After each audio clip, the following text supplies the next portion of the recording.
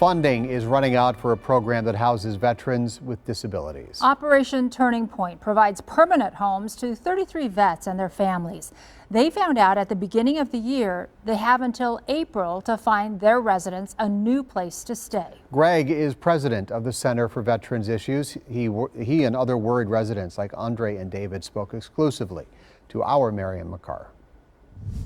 Andre Parker met his neighbor David Seegert nearly a year ago when Parker moved into the unit below his. First day we met, we got along like peaches and cream. The two quickly realized they had a lot in common.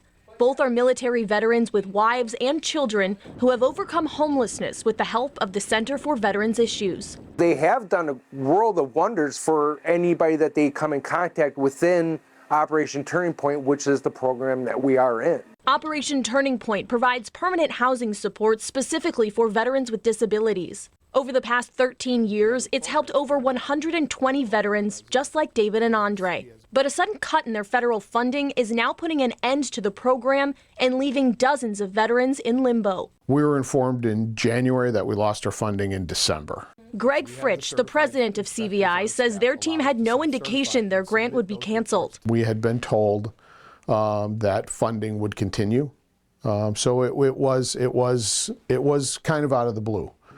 We didn't expect it. Now they're exploring every avenue in order to secure housing for the vets they serve. And the goal is not to rehouse them. The goal is to have another homeless organization pick up the leases so the veterans don't have to move. Fritsch and his team tell me other organizations have agreed to cover 11 of those leases. That means as of right now, 22 others will be out of a home by the end of April, including Andre and David. There's 4 of us, two of my, myself, my wife, and my 2 kids. My 2 kids are special needs.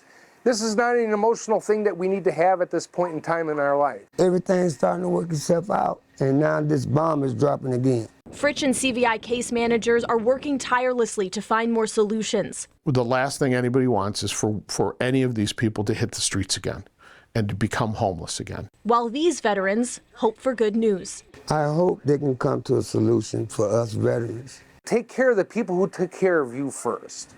In Milwaukee, Miriam McCarr, TMJ4 News.